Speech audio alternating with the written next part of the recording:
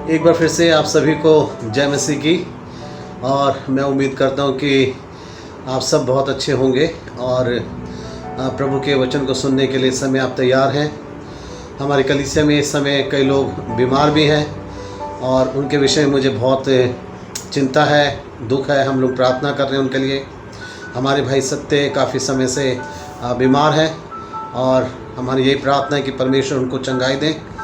और रचना बीमार है, परमेश्वर उसको चंगाई दे। और भाई टीटू के पापा भी बीमार हैं और हम उनके लिए भी लगातार प्रार्थना कर रहे हैं। और अभी हाल ही में भाई संजय के पापा बाबूलाल जी और संजय की मम्मी बहुत बीमार हैं, विशेष करके संजय की मम्मी बीमार हैं। हम ये दुआ करते हैं कि परमेश्वर उनको भी चंगाई दे। आइए समय हम लोग परमेश्वर के वचन की ओर ध्यान लगाएं। और परमेश्वर का वचन आज शाम को हम सभी के लिए है और यह है एक तैयारी के विषय में। तैयारी एक ऐसा शब्द है जो हम सब उस शब्द से परिचित हैं। तैयारी बच्चे अपने एग्ज़ाम को देने के लिए करते हैं। तैयारी हम कहीं पे सफ़र में जा रहे होते हैं तब हम तैयारी करते हैं। शादी ब्याह में हम जाते हैं तब हम तैयारी करते हैं। हम घर मकान को बनाने के लिए तैयारी करते हैं। बच्चों की शादी ब्याह के लिए हम तैयारी करते हैं। तो तैयारी एक ऐसा शब्द है जिससे कोई भी अनजान नहीं है। हर एक व्यक्ति जानता है कि तैयारी का क्या मतलब होता है। आज शाम को हम परमेश्वर के वचन से भी हम सुनना चाहते हैं कि इसलिए हम विश्वासी लोगों को भी एक तैयारी करनी है और वो है तैयारी प्रभु यीशु मसीह के आगमन की तैयारी। प्रभु यीशु मसीह संसार के अंदर दोबारा आने वाले हैं। जिस समय प्रभु यीशु मसीह बादलों पर उठाए जाने वाले थे और प्रेरितों के काम के पहले अध्याय के अंदर लिखा है, इस तरीके से वहाँ पे स्वर्गदूतों ने कहा, जिस तरीके से तुम इसको जाते हुए देख रहे हो इसी तरीके से एक बार फिर से बादलों पर आएगा। और नए नियम के अंदर प्रभु यीशु मसीह के दोबारा आगमन के विषय में बहुत सारी बातें हैं जो लिखी हुई हैं। हम सभी विश्वासी लोगों को उसके लिए तैयार होना है और आज हम इसी विषय को हम सुनना चाहते हैं, सीखना चाहते हैं कि हमें तैयार होना है, हमें तैयारी करनी है। जितना अधिक तैयारी हम दुनिया की चीज़ों के लिए करते हैं, जैसे मैंने बताया, हम मकान बनाने के लिए, बच्चों की शादी के लिए, कहीं जाने के लिए, शादी में जाने के लिए, पार्टी में जाने के लिए हम जितनी तैयारी करते हैं उससे कहीं अधिक तैयारी आज हम लोगों को करनी है प्रभु यीशु मसीह के आगमन की तैयारी।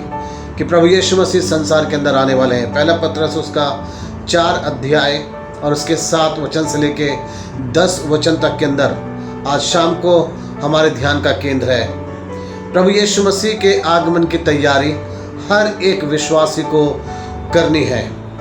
ये हम ध्यान रखें कि प्रभु यीशु मसीह के आगमन की तैयारी हर एक विश्वासी को करनी है। जिसने प्रभु यीशु मसीह को अपना मुक्तिदाता स्वीकार करा, हर एक उस व्यक्ति को यीशु मसीह के दोबारा आगमन के लिए तैयार होना है, क्योंकि प्रभु हमें लेने के लिए आएंगे। ये उनका वायदा है। यूहन्ना 14 अध्याय में उन्होंने कहा, मैं तुम्हारे लिए जगह तैयार करने के लिए जा रहा हूँ और फिर आकर मैं तुम्हें अपने साथ ले जाऊँगा कि जहाँ मैं रहूँ वहाँ तुम भी रहो। प्रभु यीशु मसीह ने कहा कि मैं आकर तुम्हें अपने साथ ले जाऊँगा। जो तैयार होंगे वो प्रभु के साथ उसके साथ उठा लिए जाएंगे बादलों पे, वो उसके साथ चले जाएंगे जो तैयार होंगे। हम इन बातों को याद रखें कि हर एक विश्वासी को अपने आप को तैयार करना है यीशु के आगमन के लिए, क्योंकि प्रभु हमें लेने आएंगे, उनका ये वादा है। इसलिए हमें तैयार होना है। जो तैयार होंगे वो प्रभु के साथ उसके साथ चले जाएंगे। हम इस बात को हम ध्यान रखें। हम लोग आज जो अपना ध्यान करना चाहते हैं वह है पहला पत्रस 4 अध्याय 7 से 10 वचन। और इसी के अंदर हम लोग जो है कुछ बातों को हम सीखेंगे, कुछ बातों को हम लोग जान पाएंगे प्रभु यीशु मसीह के आगमन के विषय में। 4 चीज़ें हैं जिसके ऊपर हम विचार करना चाहते हैं। पहली चीज़ है कि हमें ज़रूरत है हम सचेत होकर प्रार्थना करते रहें। कैसे हमें तैयार होना है, क्या करना है हमें तैयारी में, तो इसके अंदर हमें इस बात को ध्यान रखना है। जो सबसे पहली चीज़ परमेश्वर का दास हमें बता रहा है पत्रस, वो यूँ कह रहे हैं कि हमें ज़रूरत है कि हम सचेत होकर प्रार्थना करते रहें। और क्यों? क्योंकि वचन में इस तरीके से लिखा है। जब हम पढ़ते हैं उसका 4 अध्याय, पहला पत्रस 4 अध्याय और उसका 7 वचन, उसमें लिखा है, सब बातों का अंत तुरंत होने वाला है, इसलिए संयमी होकर प्रार्थना के लिए सचेत रहो। वो ये हमें सावधान कर रहे हैं कि सब बातों का अंत तुरंत होने वाला है, इसलिए संयमी होकर प्रार्थना के लिए सचेत रहो। हम सबको पहले अपनी तैयारी करना है कि हमें प्रार्थना करना है, हमें अपने आप के लिए प्रार्थना करना है। और किस तरीके से लिखा है? संयमी होके, जल्दबाजी में नहीं करना है, उतावलेपन में नहीं करना है, बहुत संयम बरतते हुए हर चीज़ के ऊपर हमें बहुत संयम रखना है। अपनी अभिलाषाओं पे, अपनी ज़िंदगी के ऊपर, अपने शौक़ के ऊपर जब हम संयम बरतेंगे तब हम प्रार्थना करेंगे। और लिखा है सचेत, सावधान होकर हमें प्रार्थना करना है। हमें प्रार्थना ये करना है कि मेरे परमेश्वर, मेरे जीवन के अंदर जो भी कमी है, मेरे जीवन के अंदर अभी भी जिन बातों से तुझे प्रसन्नता नहीं है, वो तू मुझे दिखा, ताकि मैं उन चीज़ों को मैं बदल सकूं, छोड़ सकूं। और हम प्रार्थना करें अपने लिए, अपने परिवार के लिए हम प्रार्थना करें कि प्रभु यीशु मसीह आपका आगमन कभी भी हो, लेकिन मैं और मेरा परिवार, मेरी कलीसिया तेरे साथ उठा ली जाए। पहली ये बात ध्यान रखिए, जो तैयारी करना है हमें प्रभु यीशु मसीह के आगमन के लिए, वो करना है हमें प्रार्थना के साथ, हमें दुआ के साथ, प्रार्थना के साथ हमें अपनी तैयारी करना है। हमें प्रार्थना करते रहना है। पतरस ने ये पहली चीज़ हमें याद दिलाया है कि हमें ज़रूरत है कि हम सचेत होकर हम प्रार्थना करें। बहुत ज़्यादा हम खुद प्रार्थना करें, अपने परिवार के साथ प्रार्थना करें, कलीसिया के लोगों के साथ हम प्रार्थना करें, क्योंकि परमेश्वर चाहते हैं उसके लोग सदा अपने आप को प्रार्थना में बना के रखें। जब हम प्रार्थना करते तो हम परमेश्वर के साथ हम जुड़े रहते हैं, उसके साथ हमारा संपर्क रहता है। और जब उसके साथ हमारा संपर्क है तो जब प्रभु यीशु मसीह का आगमन होगा हमें पता लगेगा, हम जान पाएंगे और हम तैयार रहेंगे आत्मिक रूप में। दूसरी चीज़ जो हमें अपने आप को तैयार करना है यीशु मसीह के आगमन के लिए, वो है हमें ज़रूरत है हम एक दूसरे से प्रेम करें। इस टाइम में जब सब बातों का अंत होने वाला है, जब प्रभु यीशु मसीह का आगमन होने वाला है, यीशु मसीह आने वाले हैं, तो हमें ज़रूरत है, जो प्रभु का दास हमें सिखाना चाहते हैं वो है 8वें वचन के अनुसार हमें एक दूसरे से प्रेम करना है। ये प्रेम हमें जोड़ता है एक दूसरे से, ये प्रेम हमें विवश करता है कि हम परमेश्वर के साथ हम जुड़े रहें। प्रेम के द्वारा ही हम जोड़े गए हैं, प्रेम के द्वारा ही हमने एक दूसरे को जाना है, प्रेम के कारण से ही हमारे पाप मिटाए गए हैं। परमेश्वर ने हमें प्रेम करा, अपने पुत्र यीशु को दुनिया के अंदर भेजा। अब परमेश्वर ये चाहते हैं कि प्रभु के लोग आपस में एक दूसरे से प्रेम करें। देखिए 8 वचन में इस तरीके से लिखा है, और सब में श्रेष्ठ बात यह है कि एक दूसरे से अधिक प्रेम रखो, क्योंकि प्रेम अनेक पापों को ढांप देता है। परमेश्वर का दास इसलिए हमें कह रहे हैं कि हमें एक दूसरे से प्रेम रखने की ज़रूरत है, कि प्रेम के कारण से हम एक दूसरे को माफ़ कर सकेंगे, एक दूसरे के हम पाप को हम क्षमा कर सकेंगे। नहीं तो कई बार हम माफ़ नहीं करते लोगों को और हमारे मन में कड़वाहट बनी रहती है। प्रभु यीशु मसीह इस संसार में जब आए अपने लोगों को लेने के लिए, वो ये चाहते हैं कि हमारे मन में किसी के प्रति भी कोई भी द्वेष, कोई भी नफरत, कोई क्रोध, बैर भाव की बातें हमारे मन में ना रहे। इसलिए हम प्रेम अधिक से अधिक एक दूसरे से हम करें, अपने जीवन में से हम प्रेम को, लोगों को हम बांटें, प्रेम बहने दें हम, ताकि हम लोगों के साथ हम जुड़े रहें। ये परमेश्वर हमारे जीवन के अंदर देखना चाहते हैं। प्रभु यीशु मसीह के विषय में जब हम पढ़ते हैं, इस तरीके से लिखा है उनके विषय में यूहन्ना के सुसमाचार में, कि जब प्रभु यीशु मसीह को ये पता चला कि अब उनका जाने का समय हो गया जहाँ से वो आए थे, तो लिखा है कि वो अपने लोगों को वो और अधिक प्रेम करते रहे, और अधिक उन्होंने प्यार करा जब उनको पता चला है। अगर हमें पता है कि यीशु मसीह दुनिया में आने वाले हैं और मैं उसके साथ चला जाऊंगा, क्योंकि मैंने अपना जीवन प्रभु यीशु मसीह को दिया है। हो सकता है कि कोई ऐसा जन भी है कि जिसने अभी तक अपना जीवन प्रभु को दिया नहीं, लेकिन जब हम अपना प्रेम उसके साथ बांटेंगे और उसको माफ़ करेंगे और उसके पापों को हम ढांप देंगे, तो वो व्यक्ति भी प्रभु के साथ जाने के लिए तैयार हो सकेगा। प्रभु यीशु मसीह के साथ हमें जाना है। हम इस बात से संतुष्ट ना हो कि मैंने तो अपने आप को तैयार कर लिया और मैं तो चला जाऊंगा, लेकिन मुझे हमेशा चिंता ऐसी करनी है दूसरे व्यक्ति के बारे में भी, जो शायद अभी तक परमेश्वर को नहीं जान पाया, जो शायद अभी तक प्रभु को जान नहीं पाया। और इसका सही तरीका यह है, प्रभु के दास ने कहा है कि कि सबसे श्रेष्ठ बात यह है कि एक दूसरे से अधिक प्रेम करो, क्योंकि प्रेम जो है वो अनेक पापों को ढांप देता है। परमेश्वर ने इसलिए हमें प्रेम दिया अपना, ताकि हम एक दूसरे के पाप को ढांप सकें। नफरत, ईर्ष्या जो है एक दूसरे की गलतियों को देखती है और उजागर करती है, लेकिन परमेश्वर का प्रेम जब हमारे अंदर होता है और जब हम उस प्रेम को एक दूसरे के साथ बांटते हैं, तो उस प्रेम से हम एक दूसरे को माफ़ कर देते हैं और सारे पाप जो है वो ढांप दिए जाते हैं। यह है दूसरी चीज़। अपने आप को आप तैयार कीजिए यीशु मसीह के आगमन के लिए, और तैयारी का ये दूसरा तरीका है। पहला तरीका है हमें प्रार्थना करनी है, अपने लिए बहुत संयमी होकर, सचेत होकर हमें दुआ करनी है। और दूसरी चीज़ है, ऐसे समय में जब यीशु मसीह का आगमन निकट है और दुनिया का अंत होने वाला है, हमें ज़रूरत है हम एक दूसरे के साथ हम प्रेम करें। ये प्रभु ने हमें अपना वचन दिया। तीसरी चीज़ है, और वो ये है, हमें ज़रूरत है हम एक दूसरे की पहुनाई करें। पहुनाई का क्या मतलब होता है? पहुनाई का मतलब होता है अतिथि सत्कार, मेहमान नवाजी। हमें ये करने की ज़रूरत है।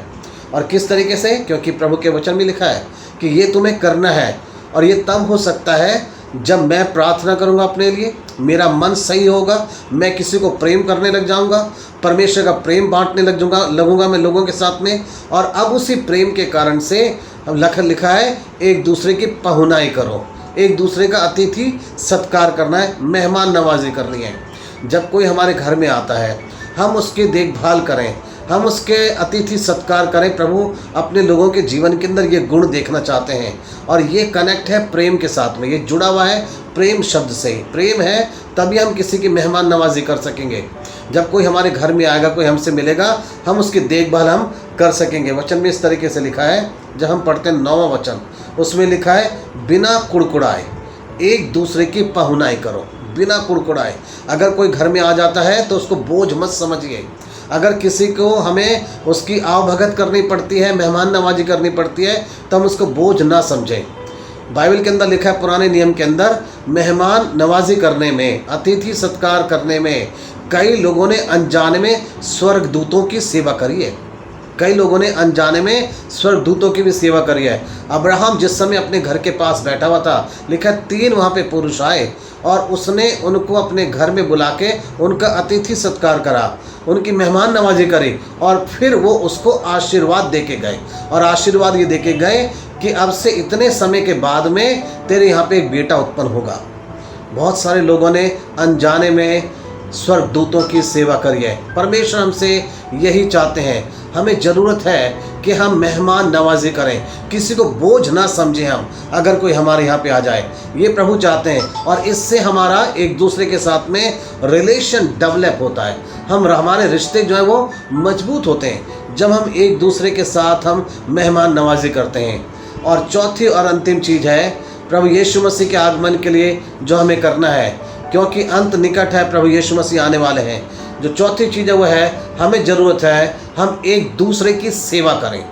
हम एक दूसरे की सेवा करें। मेहमान नवाजी अलग है और सेवा अलग है। ये किस रूप में बताया जा रहा है? जब हम पढ़ते 10वां वचन, तो इसमें इस तरीके से लिखा है, कैसे मुझे सेवा करनी है। यहाँ लिखा है, जिसको जो वरदान मिला है वह उसे परमेश्वर के नाना प्रकार के अनुग्रह के भले भंडारियों के नाई एक दूसरे की सेवा में लगाए। मुझे एक दूसरे की सेवकाई करनी है, एक दूसरे की सेवा करनी है। सेवा का मतलब ये होता है, मेरी किसी को आवश्यकता है तो मैं उसके घर पे जाके भी उसकी सेवा करूँगा, कहीं पे भी मिलेगा, कहीं पे भी होगा, मैं उसकी सेवा करूँगा। मेहमान नवाजी केवल वहीं तक सीमित है, जब कोई आपके घर में आएगा तब आप उसकी मेहमान नवाजी कर सकते हैं, तभी आप उसका अतिथि सत्कार कर सकते हैं। लेकिन सेवा करने के लिए जब यहाँ बोला जा रहा है कि एक दूसरे की सेवा करनी है, तो सेवा करने के लिए मुझे इंतज़ार नहीं करना कि कोई मेरे घर पे आएगा तब मैं उसकी सेवा करूँगा। मैं किसी के घर पे जाके भी उसकी सेवा मैं कर सकता हूँ। किसी के घर पे अगर मुझे पता चलता है कि कोई व्यक्ति बीमार है, बुज़ुर्ग है, तो मैं उसके घर जाके उसकी सेवा मैं कर सकता हूँ। किसी को ज़रूरत है कि कोई हेल्पलेस है, कोई बिल्कुल असहाय है और वो अपने घर में काम नहीं कर पा रहा है, मैं जाके उसके घर में जाके उसका कुछ काम कर सकता हूँ। बहुत सारे ऐसे छोटे बड़े काम हैं जो आप सेवा के रूप में एक दूसरे के लिए कर सकते हैं।